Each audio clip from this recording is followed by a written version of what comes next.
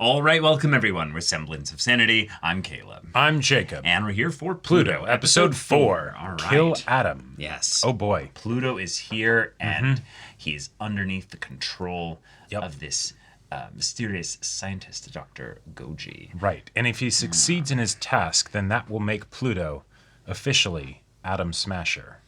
That's true. That's true. Yeah, yeah. And we have a lot of experience with the pain that Atom Smashers can deal out. That's right. Yes. But given that we've also found Pluto in a very fun roundabout way, because that wasn't actually Pluto's body, but it was Pluto's waves, Pluto's energy manifesting itself through this body. Yep. Because Dr. Tenma can't stay in this show. He can make an appearance, but he can't be here forever. Right. We now have to see what state Pluto is actually in. Because we have some theories, but let's see what this actually ends up being. Right. Yeah. Anything else? Nope. I'm just excited to maybe see some robot-on-robot fighting, because that is how it seemed to leave off in the last episode. So. Yeah, and Gozek is very clearly aware that his memories have been tampered with and removed, but also very much indicating that he's killed before. Yeah. And that's why his memories were removed. So, that'll be interesting. Y'all, without further ado, let's get into this. Oh, okay. Tense military boots.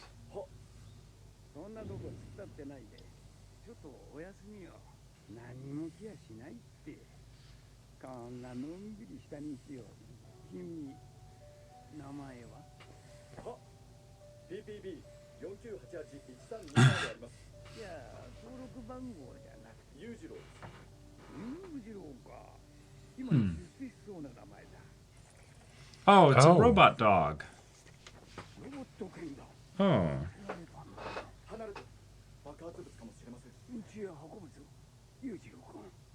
Oh. Okay. Okay. All right. This is very sweet. With, yeah.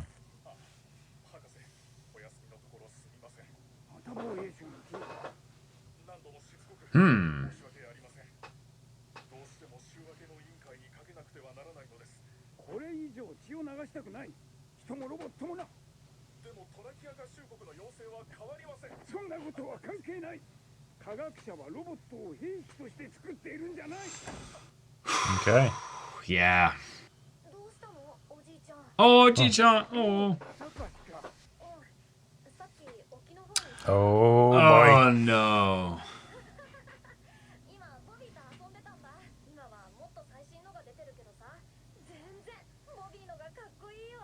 Oh.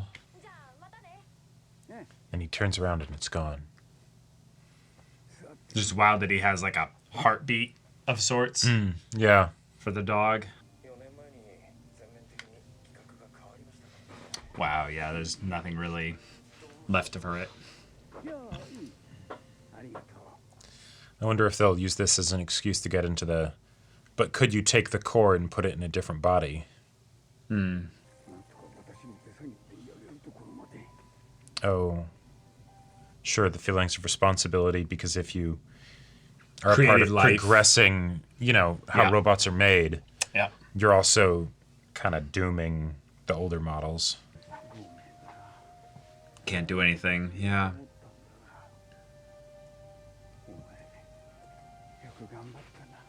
And someone really loved you to hold on to you and take care of you for this long. Yeah.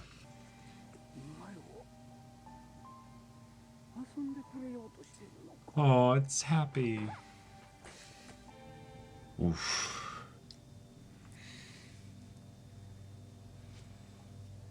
Urasawa would be like, I'm going to give you a story. It's 7 minutes long. I'm going to make you care about this little robot dog. I'm going to kill it. Yep.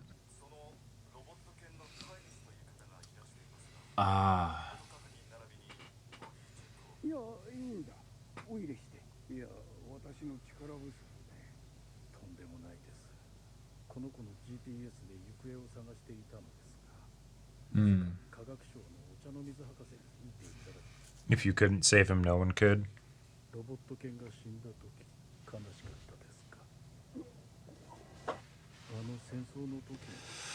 Shit. Yeah. Oh, fuck.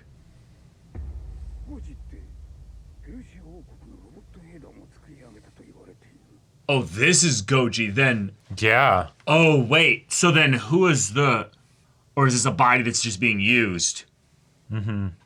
Fuck.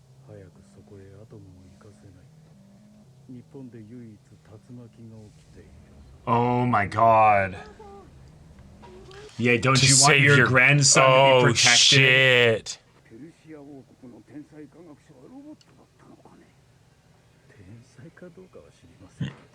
No, it's a body that's being used, yeah. Why? Yeah.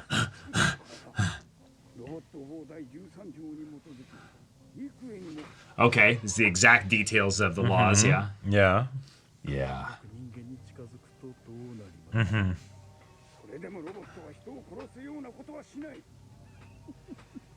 So crazy that this is a robot and gives off such a vibe of a killer, you know? Like, right.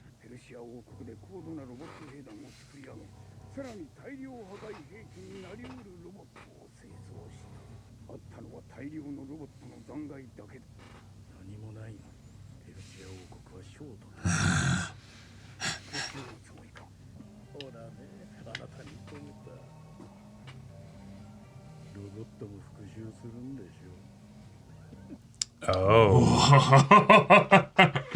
Huh. Oh.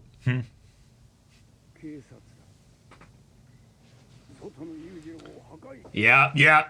That was a good robot. Uh-huh.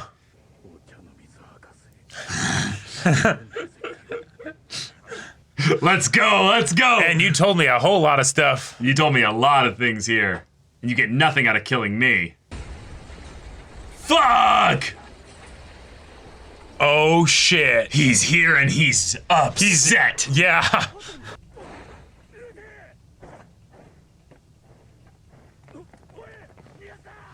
Shit, okay. Okay. Okay.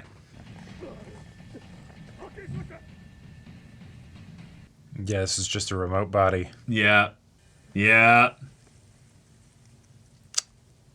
Oh, they grabbed something. Yeah. Looked like a hard drive. Yeah. The memories. Oh, for the robot itself.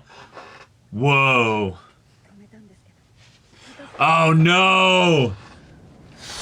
Well, I mean, okay. In some ways, I kind of want her to encounter Pluto again, you know? Yeah, uh-huh. Jeez.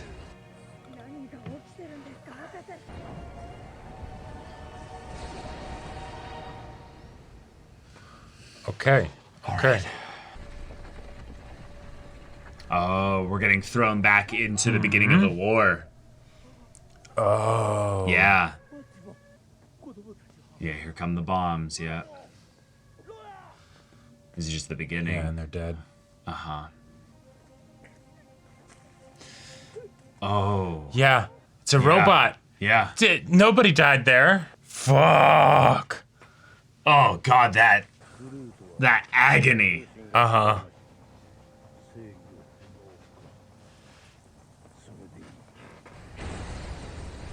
Jeez. Holy shit. Get down below ground.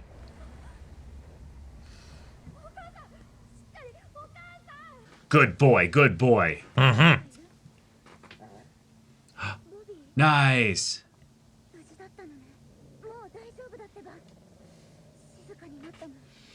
That don't mean it's safe. Oh, lovely.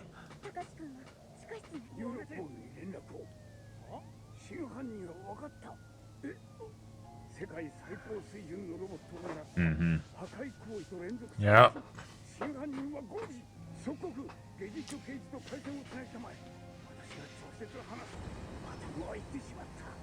Shit. So the timetable is not about our reinforcements getting there, is we need to move things before our reinforcements get there. Right.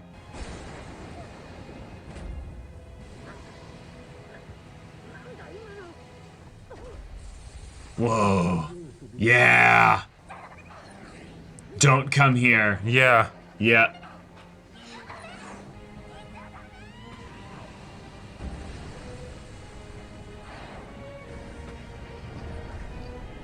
Oh, this is cool. This is beautiful. Whoa! Shit.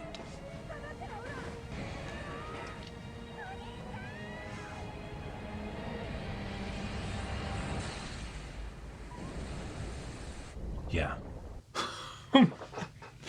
I think they all wild did. blending of 3D and 2D. Yeah, that was great. You see the shadow. Wow. No way. Oh yeah, and the yeah, with the water, yeah. the horns.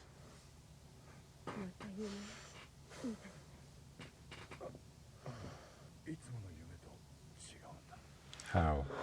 Right, I think it's because he got linked across the globe by Adam Pluto. and Pluto's connection there. Wow, he switched emotions there real fast. Yeah.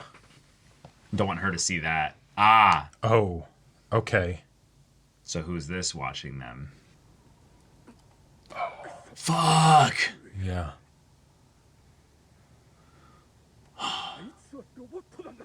Yeah, it was probably him seeing him suffer in this nightmare, and Yep. then his wife comes up and he's Oh like, yeah, someone who "Holy cares shit, about him, all this this is a stuff. family." Yeah.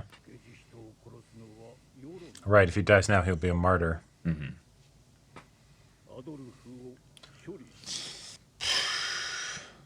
That's wow.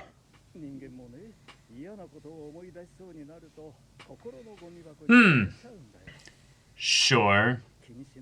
Ah, damn it. Now I don't trust this guy. Yeah. Oh, he knows, yeah.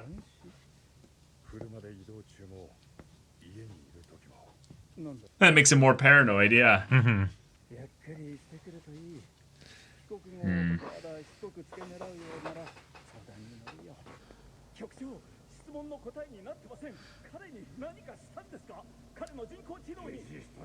Yeah.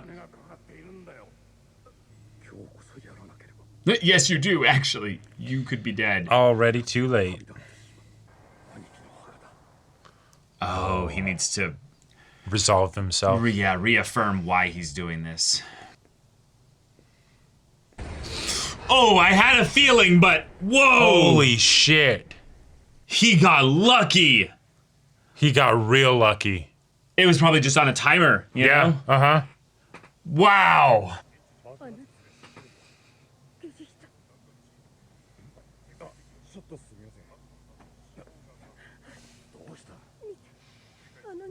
Oh, they're gonna frame. Oh. Oh, right.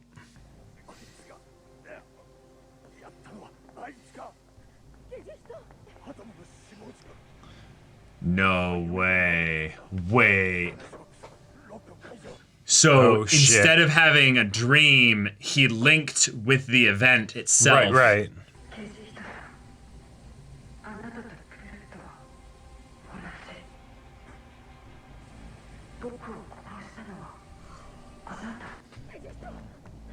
Holy shit.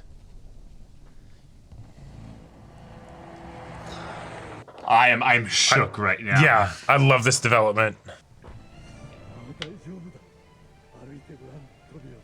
Wow. We'll call you Adam.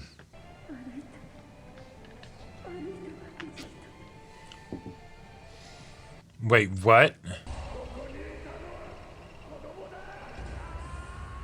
Whoa.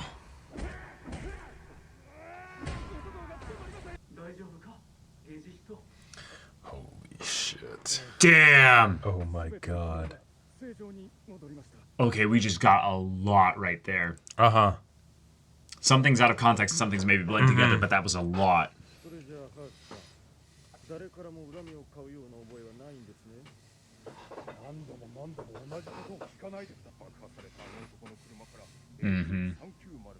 Right, they would find that easily.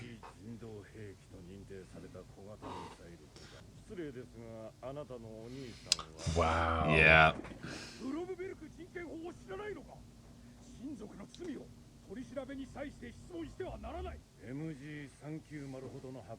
Yeah, this is bigger than one person.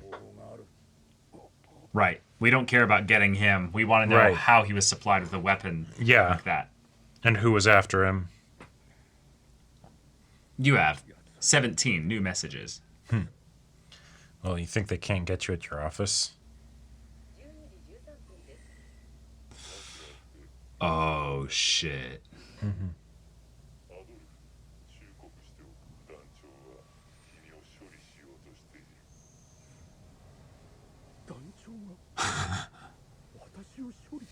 He didn't even think it was them. Yeah.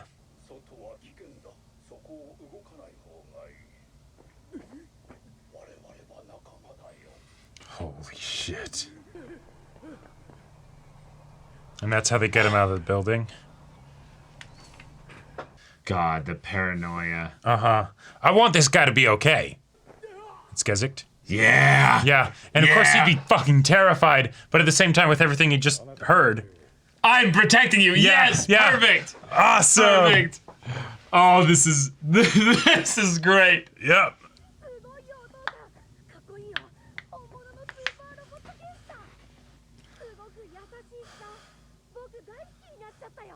Of course. Gotta be personal nightmare. Oh. Mm-hmm.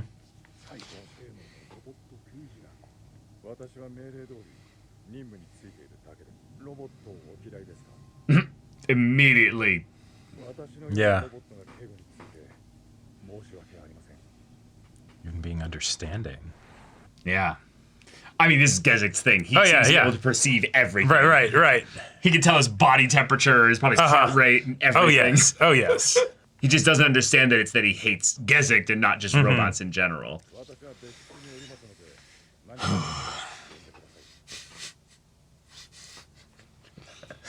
He's right here. Yeah. You ever have one of those frustrating days at work where you feel like you can't concentrate? Yeah.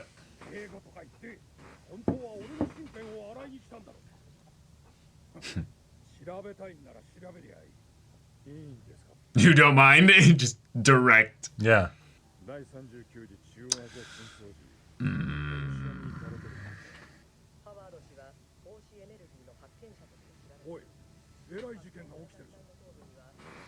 Oh. Again. All right. Whoa. Oh, shit. So that means Epsilon's next. Yep. Wow.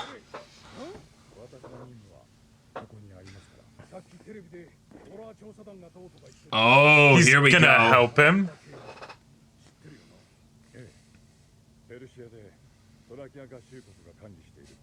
Oh. Oh. Is it really a prison? All of its systems, huh?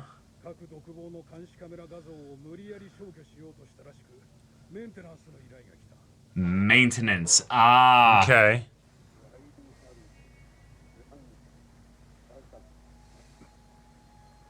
Fuck. And that's the robot that's with Goji. Enhance. I mean, I don't know. You're giving him some pretty helpful stuff. Robot war criminals. Oh. But I thought the war was fought by robots, so how do robots commit war crimes?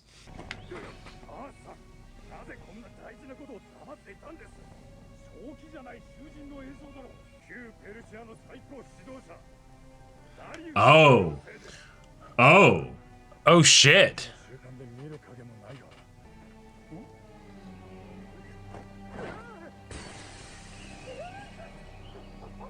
What? Epsilon? Okay, so Epsilon's saving him. Okay. Wow. All right, okay. I was like, wait, Epsilon was on the whole time? No way. Yeah, I put that together from the bomb.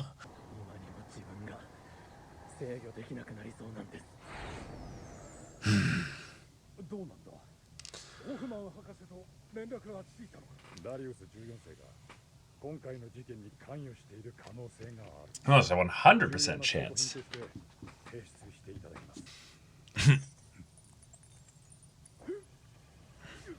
Oh, shit. Oh! I love that. Gizik, that was badass! The detached arms that killed your brother. Uh-huh. Yeah. Right.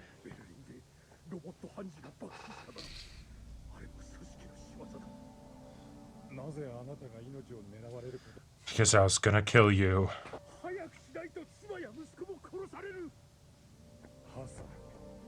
Here's that robot sympathy. Yeah. Okay. Oh. All right. What cruel irony. Yeah, exactly.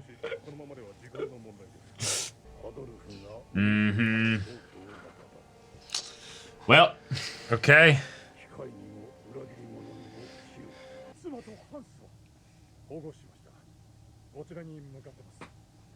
Wow. I just love how fast communication happens because of them all being networked and stuff. Right. Hey! Giving him to Hercules. Yeah. Nice. If anybody can keep you safe. Yep, that's exactly why. Is it a bad plan?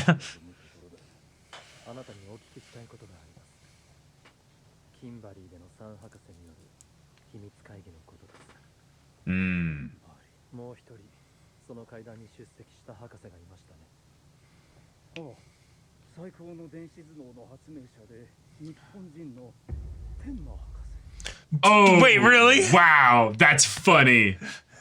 Little Easter egg. But who has that ultimate artificial brain? Yeah.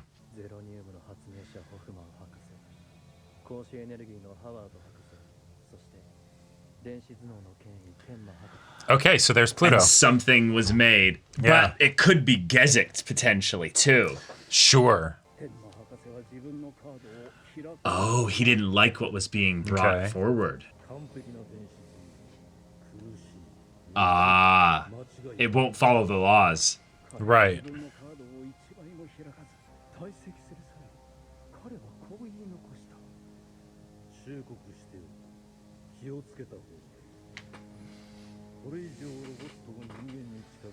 Whoa. Okay. All right. And this ties into the little dream stuff thing that Gezict was having.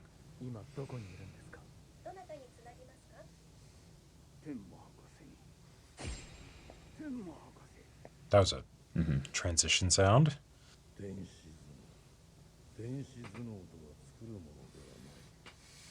You grow them? Yeah. Yeah.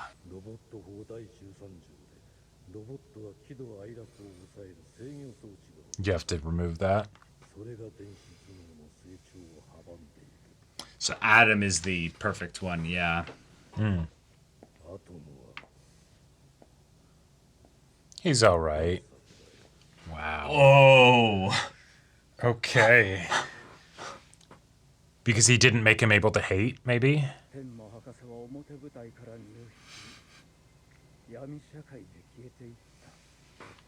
He's probably the real Dr. Goji. Oh, the rumored one. Right. They assumed it was Goji, but it might not have been. Yeah. Although no, because I guess if he was against that actually happening, he wouldn't have made one to begin with. Yeah. Although if he considered Adam to be a failure, then maybe he was, and he's just like, this is a bad idea, but I'm doing it anyways.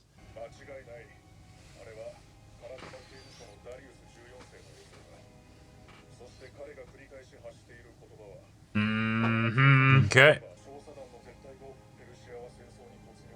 After they pulled out. Right. Oh. Yeah.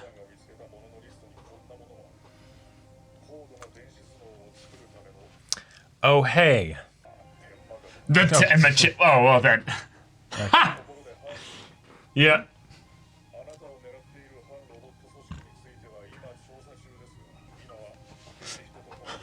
All right.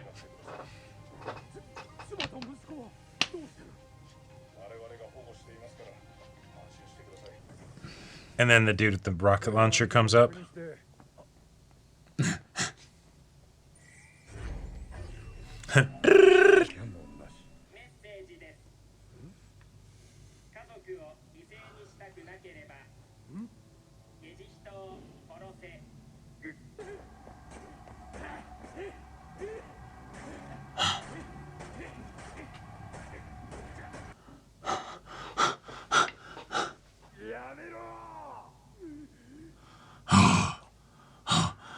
We're both learning something today. Yeah. Yeah, you can break the laws, Gezicht, but you are supposed to enforce them.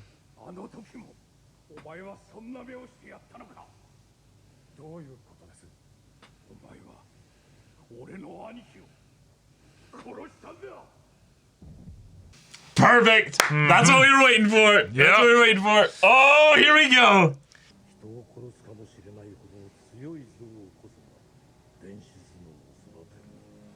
Wow. Every bit of it. It all helps.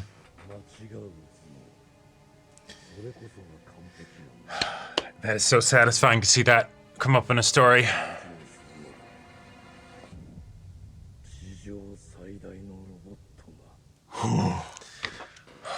All right. Okay. This episode was a lot more focused than the third one. Yeah. And we got some big progression in things. Adam's dead. Adam is dead. Holy shit. I don't believe it. Yeah. I honestly don't believe it. I am astonished, but you know what? Let's say he actually is dead for now. Awesome. Wow. All right. Great. Gezicht is the main character in this story, so I mean, yeah, let's focus it on him.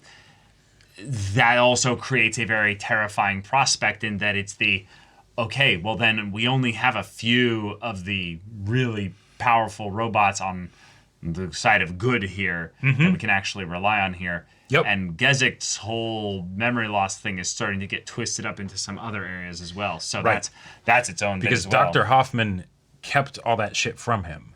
Like he went along with what the dude said, which I'm disappointed in you. But I mean, hey, after an attack on your life, maybe things will change. Right, the story will get simpler. Yeah. But Tenma's been introduced. Dr. Tenma. Like we made the jokes, but no, it's actually like It's just a Japanese scientist genius named Dr. Tenma. Yep. Now, this is the artificial intelligence genius. Right. Who might have been, like you predicted, the Japanese scientists in Persia. Right. It's not Goji, No, it's they might have connected it to Goji just by it's probably him, but no, Yeah. Goji's the threat here, but Tenma might be the one that introduced the means. Yeah. Because don't you know, Dr. Tenma, you created me. yeah, I'm very excited about that side of things You here. made me this way. Yeah. Because Tenma brought up the point in that in order for a true robot artificial intelligence brain to be perfect and to be what it is, yeah. it would need to be able to do anything. Which makes sense because if you're talking about like trying to replicate humanity, right, which, really is what that kind of stuff gets to. If you're this close, then yeah, all you'd have left is okay, but what are the safeguards that we have in place? Well, there aren't any. That inherently makes it less human. Right. So if you take those away, that's actually how you'd get something that was as human as possible. Yeah, and Tenma then brings up y'all should stop trying to make robots more human. Because you're not ready for what that means with regards to your laws. Yep. So, did Tenma go to Persia to design one in such a way that it would be kind of hidden from the rest of the world? Maybe. Who knows? Was his idea made and stolen? Who knows? Possibly. Is his perfect artificial brain Pluto? Is it Bora? Is it Gezicht? Is it something else? Is it We'll something see. where maybe he wanted the war to happen because that would cause suffering that would then cause the brain to develop? Because while he said, this is something that y'all should stop trying to do, he did still say, well, Adam was a failure because apparently Adam wasn't human enough. So, yeah, if you said that hatred and things like that are necessary, tools in order to grow, well, when I think of what Adam didn't have is he didn't grow up in a war zone. Right. So, maybe he finally did it, Maybe. But yeah. We have a terrifying parallel that's being drawn between Gezicht and Pluto. Yep. It feels very much about time at this point that they're drawing it. very overtly. Right. Because in the very first episode, we made the point about how Gezik can withstand the electromagnetism, which basically sets him up to be one of the few robots that could actually fight Pluto and survive. Yep.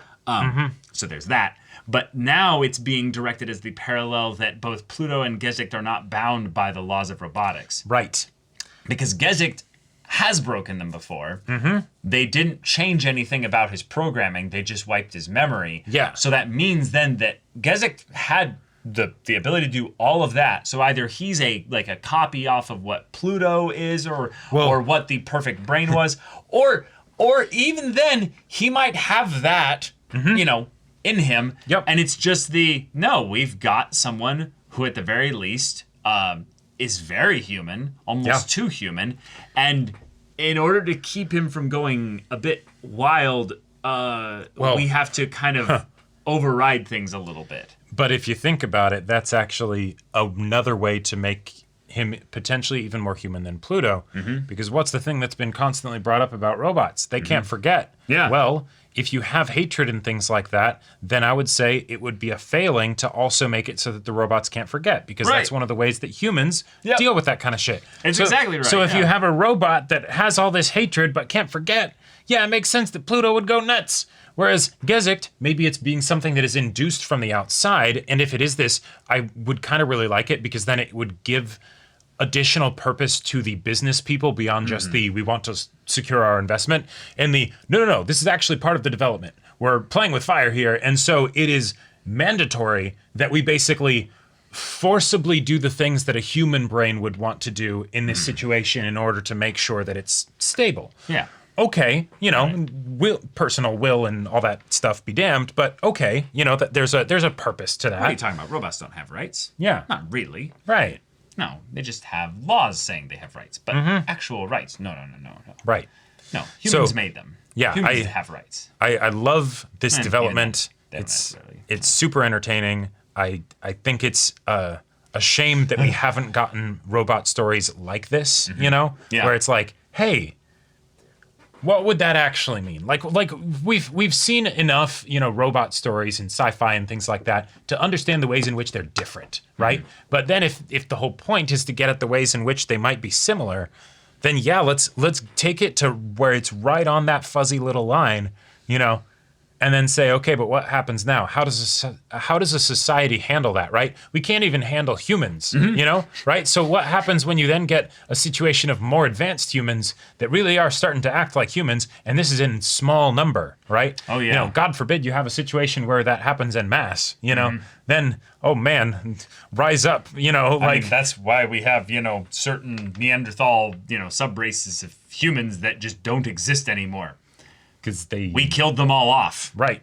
We can you imagine all the shit on their bones and they're gone. Just with Gezik, when he sees Adolf wrecking the one robot, which is understandable because it shows up and says, kill Gezik if you want to save your family. Holy shit. Oh, right? that would induce the fear, hatred, anger, frustration, violence response for any human. Yep.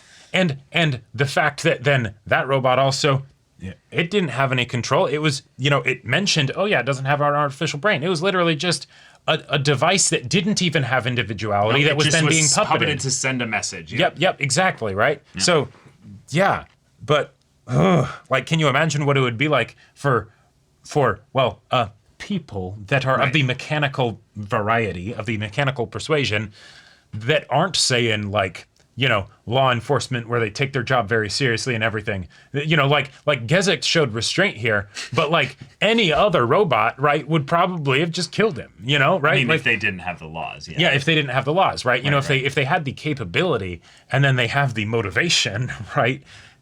What keeps you in check? Don't take it that way. Just put it as a human. So you're in a bathroom, right? And then a human comes up to you and their eyes twitch and then they go, kill this person or I'm going to kill your wife and children, your wife and child, do it. And then you scream, run out of the bathroom. Yeah. But if you had any bit of the no, I'm in danger right now. Oh, sure. You just grab that thing and just bang it against the floor until it stopped saying that thing. Yep. it's terrifying. Then another person comes in and it's like, what the fuck sees did you you just do? absolutely brutalizing somebody. Yeah. Yes. Yeah. Yes. It's something that I feel like it's very easy to kind of look at it when you're the person watching the video after it's been taken or stuff like that. But it's so gut-wrenching to see basically just violence inflicted, human to human. Yeah. Like you watch it and you're like, oh, that violates something internally within me. It's so disturbing. But imagining then if you're one of the people there and going, how do you respond?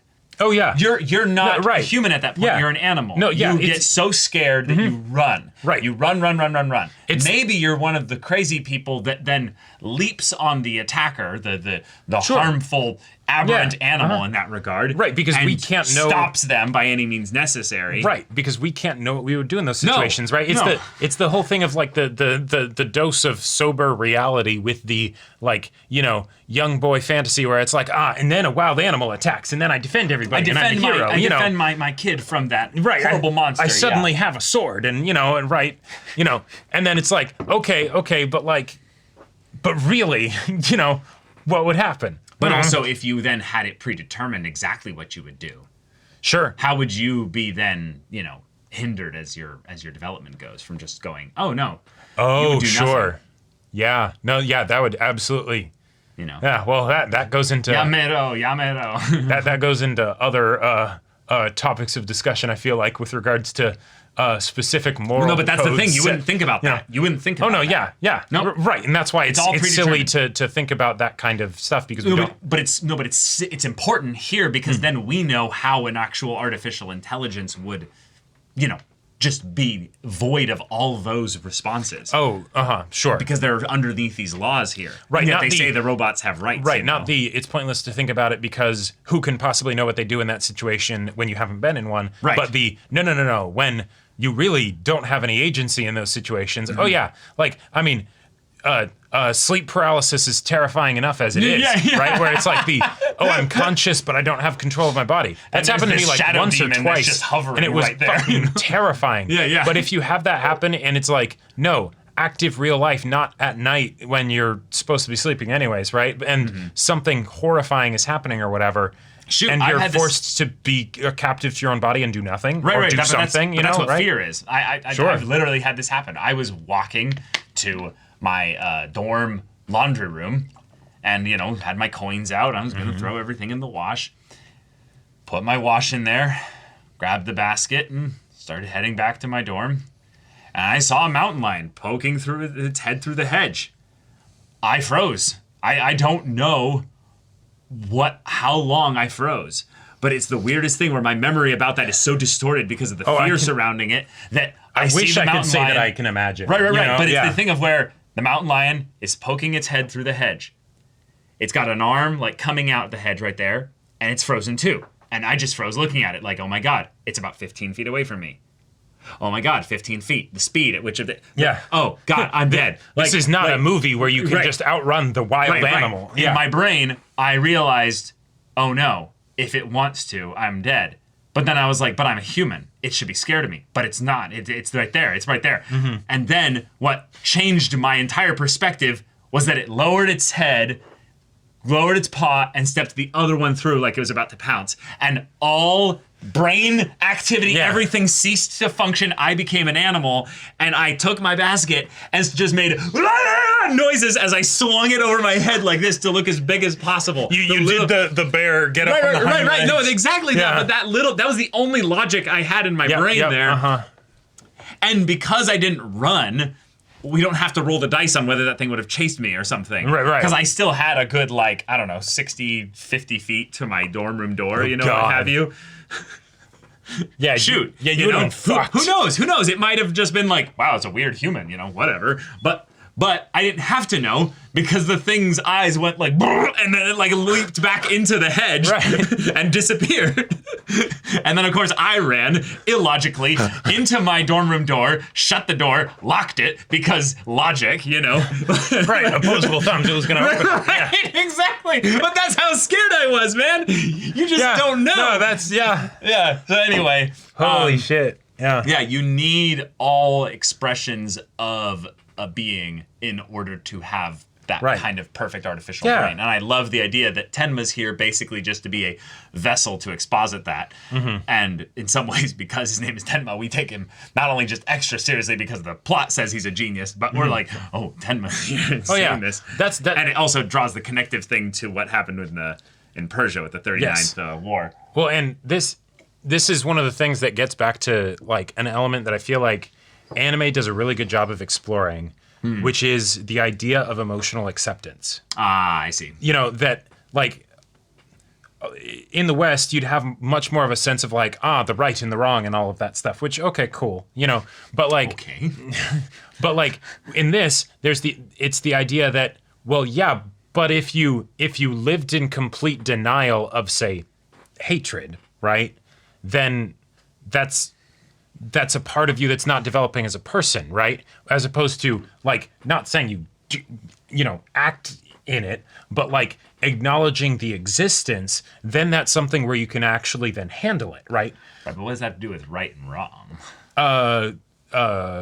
In the West, I feel like there's less of a sense of emotional acceptance of the good and the bad because it's more of an adherence to traditional right and wrong stuff, as opposed to emotional acceptance of the good and the bad, you know, the balance and all of that stuff. So in here, we have the situation where, like, Dr. Tenma is saying the thing that is correct in this universe, and I could totally see being correct if we were to get robots to that level, like, you know, in real life. But this is also the kind of thing that I would expect in a Western narrative to be and this is the evil monologue of the bad guy, right? You know, and who knows? Dr. Tenma might end up being the bad guy in this show. I get the feeling he's not going to be, right? But it's the oh shit, this is something that we didn't understand and we fucked with it and now we're finding out, and so now, right? He said specifically, don't keep going in this area. Right. And hey, people did. Yeah, maybe him, but, you know, someone did. Yeah, well, in some ways, this is where we need to know a little bit more about his characterization because he still created Atom, and we don't know the order in which Atom was created with regards to the conversations regarding robots becoming more and more human. Like, maybe Atom was the one that convinced him to stop because he's like, no, Atom's actually just fine, except, no, he's not. I made a good boy. Mm-hmm. And that's not actually a human. Perfect. That's not perfect. That's not a human. Yeah, we should stop. We should stop. You know, we should stop there. Like I did the next best thing, and I don't want. It would not be a good idea to go any further.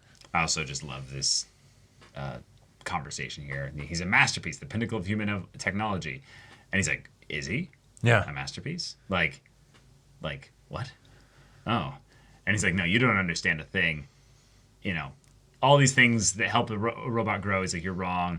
Dr. Tenma, you're mistaken. In a brain that's capable of error is what it means to be perfect. That is what will give birth to the greatest robot on Earth."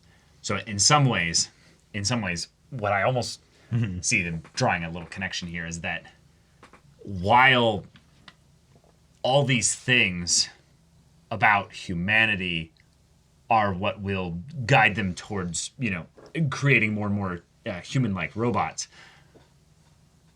If a robot was designed with hatred in mind at the human level, we would think it would need to be a weapon. Right.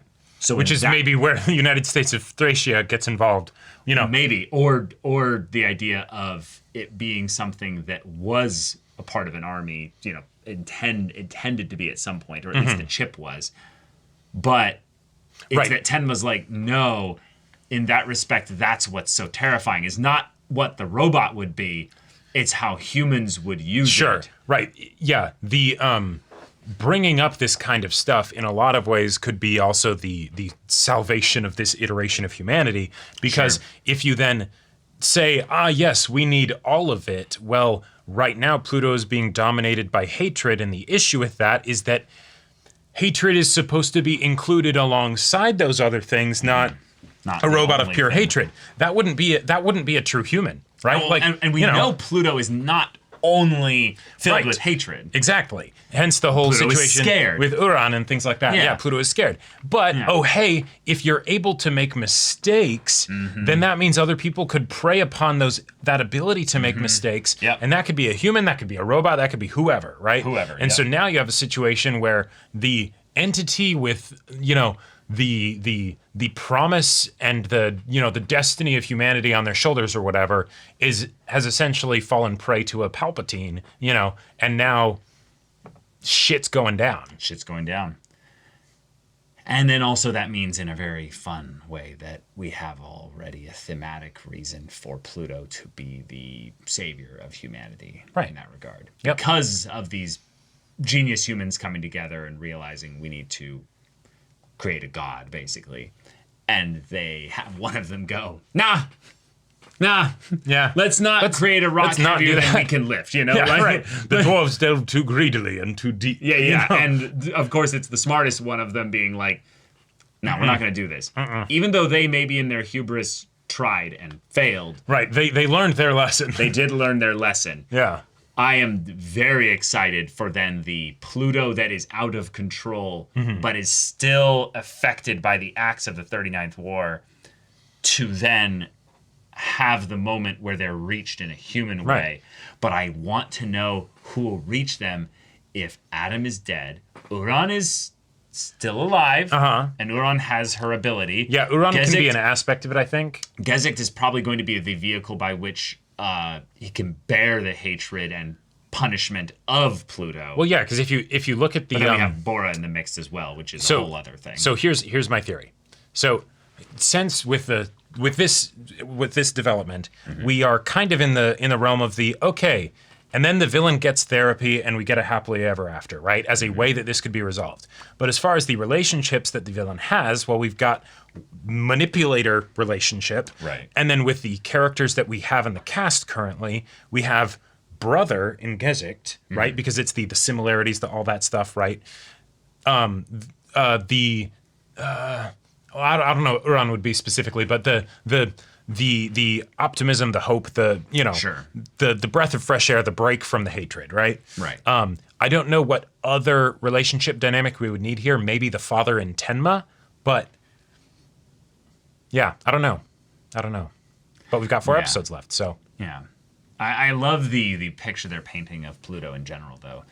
The guardian of the dead, the Hades to the underworld equivalent, and then of course the survivor, essentially of a war where so much death brought about this evolution of a robot into something that is greater than we've ever seen, and it's because of all that negative emotion. And now we have humans trying to take advantage of that. Yep. But ultimately, they themselves also don't truly control whatever this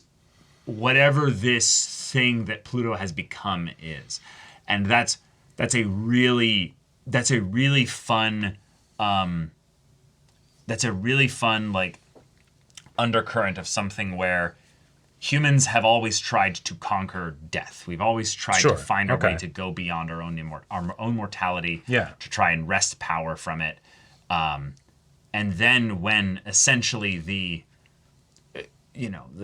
harbinger of death, the one that holds the dying wishes and songs of the thousand, dead, then comes back singing a chorus of something alien but all too familiar. It's like, oh, that feels so perfect as a being of vengeance, but then also the idea that if you just listened between the lines there, you'd hear the song of something singing so sadly and lamenting all that death. Well, and just the idea that in general, death isn't necessarily something to be feared and fled from. It's something to be accepted, right? Not that they should roll over and die in the face of Pluto, but the idea that the very struggle to get away from that is maybe what begets this monster, right? Right. And then all the other robots that kind of walk almost like graciously to their deaths in the beginning of the show here. Sure, right, because they don't have a choice, right? Well, not only do they not have a choice, but they can kind of tell it's their time.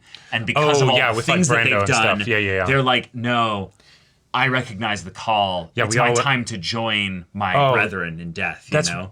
I don't know why it makes me think of this, but it makes me think of the idea of with the robots all learning something from war. Essentially, it reminds me of KOTOR 2 with the idea of all the different people learning something what they learned from at the war. Malachor 5. Yeah. Oh no, I agree. That's one of the most genius things about that game is the way in which both sides, the Jedi and the Sith, each take something that is not just a mechanical thing, but it's an emotional thing. It's something that changes them forever. It's the character lesson that that makes them feel similar.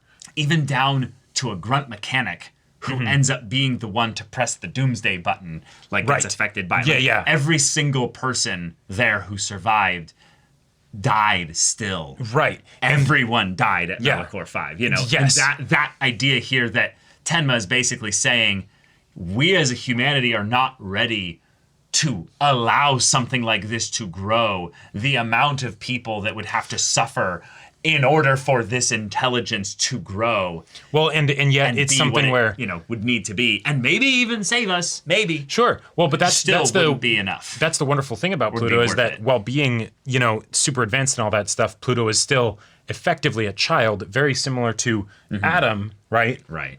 And so, the way in which they can hopefully solve this situation is that Pluto doesn't need to be alone. Pluto can have other people that are alongside them in this, so that way it's not the hey, yes, one person can make a mistake, one robot, but at least if we have a bunch of us here together and we're all different in everything, right? It's not just some echo chamber, then maybe we'll be able to balance each other out. Well, that's literally what family is that you make a mistake in family as a kid. It's okay. You burned your hand on the burner.